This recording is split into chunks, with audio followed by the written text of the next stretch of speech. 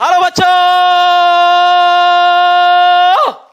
तो hello guys, welcome back to our channel. आज हम बात करने वाले आज हमारे प्यारे सर के बारे में, अलग सर के बारे में, जिन्होंने 800 रुपए के बोर्ड से 8000 करोड़ की कंपनी खोल दी।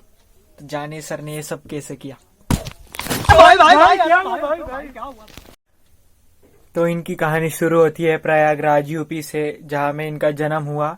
इनके पापा बिजनेस करते थे, बिजनेस को जितना अच्छा नहीं चल रहा था, तो ये बचपन से ही अपने से छोटी क्लासेस के बच्चों को पढ़ाते थे।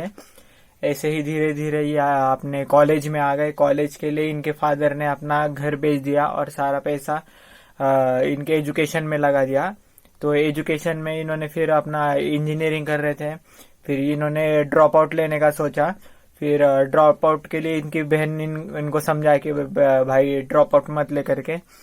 फिर ये माने नहीं, फिर इन्होंने अपना ड्रॉप आउट लिया और एक इंस्टीट्यूट में पढ़ाने लग गए।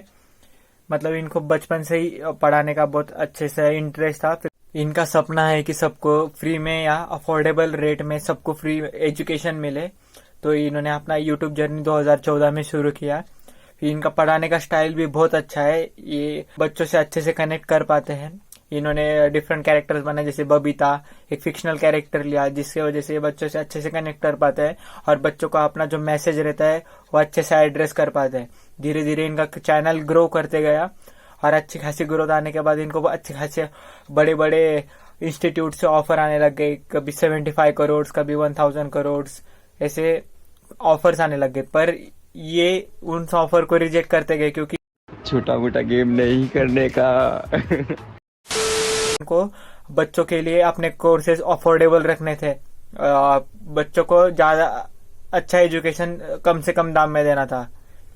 इनके पढ़ाने का स्टाइल बहुत भारी है। ये मतलब बहुत मस्त मजाक करके या एक्टिंग कर करके भी बहुत अच्छे से पढ़ाते हैं बच्चों को। बच्चों को जो हार्ड टॉपिक्स रहते हैं या कोई जो टॉपिक समझ में नहीं आता, वो इजीली समझ आ जाता है। जैसे वो नहीं आते रिश्तेदार, बेटा रखना चाहिए सौ। नहीं नहीं नहीं बुआ जी, नहीं बेटा रखना चाहिए, नहीं बुआ जी नहीं रखना चाहिए। और तुम्हारा अंदर से कैसे होता है, दिल से ले ले ले ले ले ले है। और बुआ जी अंदर से क्या सोच रही है, एक बार और मना कर दे, इसकी मम्मी आके मना कर दे। तब तक आती है तुम्हारी कहानी की विलन मम्मी। नहीं पैसा नहीं लेना, नहीं गंदी बात है, पैसा नहीं लेना है ना, नहीं इनको पैसा मत दीजिए, इनकी हालत खराब हो जाती है। नहीं नहीं, अब ये पैसा आने के बाद भी इसमें दिक्कत है। ये पैसा पहले तो डिवाइड होता है तुम और तुम्हारे भाई या तुम और तुम्हारी बहन के बीच में 50-50।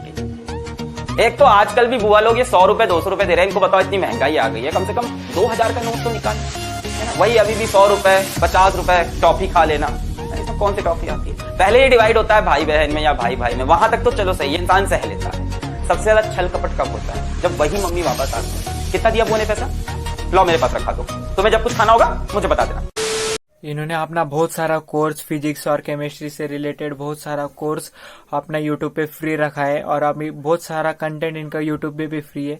पर धीरे धीरे बच्चों से डिमांड आने लगी, सर हमको सैंपल पेपर चाहिए, सर हमको नीट से पर्टिकुलर रिलेटेड कंटेंट चाहिए। तो इन्होंने उस पर ध्यान दिया और अपना ऐप लॉन्च किया।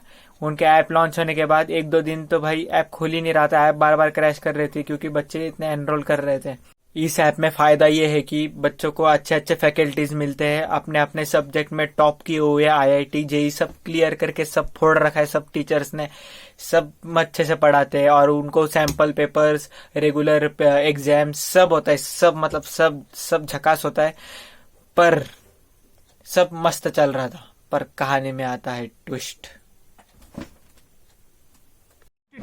अबे जल्दी बोल, कल सुबह पनवेल निकलना। प्रॉब्लम ये हो गया था कि इनके जो टीचर्स हैं उनको बड़े बड़े जो प्लेयर्स है मार्केट में वो हायर करने लग गए अच्छा पेमेंट देकर। तो इनके पास तो प्रॉब्लम हो गई ना। इन्होंने तो अपने कोर्स बेच के रखे बच्चों को और प्रॉमिस करके रखा अच्छा एजुकेशन फ्री में या कम रेट में देंगे। तो ये सब तो गड़बड़ हो रहा था।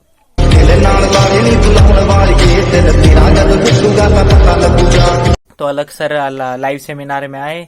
इन्होंने बोला तुम एक टीचर लेके जाओगे तो मैं 1000 टीचर खड़े कर दूंगा, और आप एक लेके जाओगे मैं 1000 लेके आऊंगा। ये तो 5 है, 995 और आएंगे, आते जाएंगे। तो हायर्ड किए हुए जो टीचर्स थे उनके प्लेटफॉर्म पे जाके बच्चों ने उनको ट्रोल करना शुरू कर दिया। तो अपनी इज्जत को बचाने के लिए उन बड़े प्लेयर्स ने इनके टीचर्स हायर करना बंद कर दिया।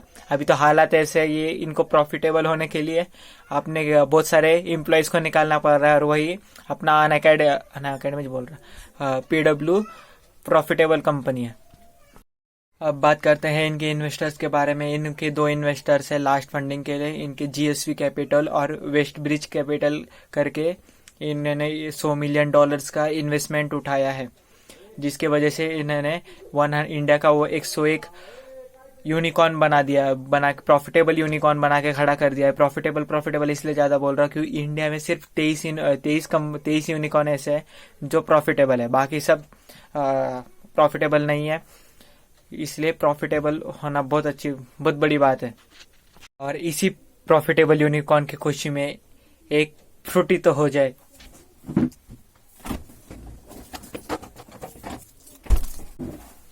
चीयर्स।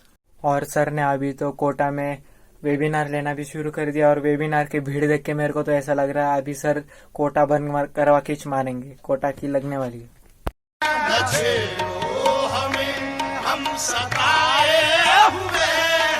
और जाते जाते आखिर में जो बिजनेस लेसन हमने इस वीडियो से सीखे आज हम देखते जाएंगे। तो पहला है रिस्क लेना बहुत जरूरी है। रिस्क लेना बहुत बड़ी चीज है क्योंकि ज्यादातर लोग अपनी जिंदगी में रिस्क नहीं लेते। सर ने अपनी जिंदगी में रिस्क लिया। इन्होंने अपने कॉलेज में से ड्रॉप आउट लिया इंजीनियरिंग करते वक्त। इनके फादर ने इनके लिए घर बेच के रखा था इनके एजुकेशन के लिए, फिर भी इन्होंने अपना एजुकेशन छोड़ के इन्होंने अपना काम शुरू किया, बच्चों को पढ़ाना शुरू किया।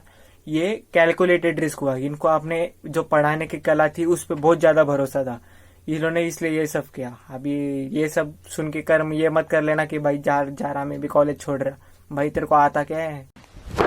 Emotional damage. इसलिए कैलकुलेटेड रिस्क लेना सीख लो, बहुत काम आएगा। अपने विजन को वही रखो जो आपने पहले सेट किया था। जैसे सर ने अपने विजन को रखा था, मैं एजुकेशन को फ्री बनाऊंगा, उसको बहुत ज्यादा अफोर्डेबल रेट में बनाऊंगा। क्योंकि पहले जो कोर्सेज 50-60 हजार में मिल रहे थे, यहाँ पे सर अभी पूरे इंजीनियर को 2-3 हजार में निपटा रहे।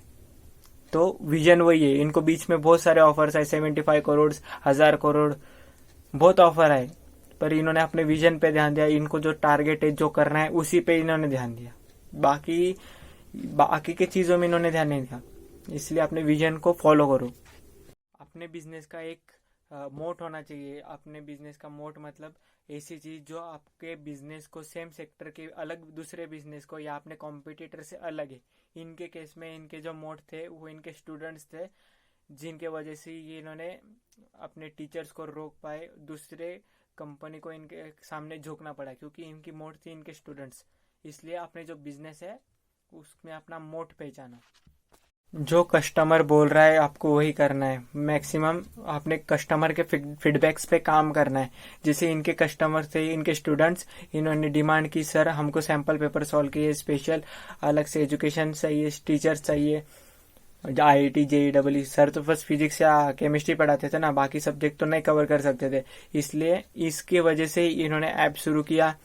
आज टीचर्स को हायर कर रहे हैं, इतने बड़े बड़े टीचर्स को, आज इनकी इतनी बड़ी टीम है।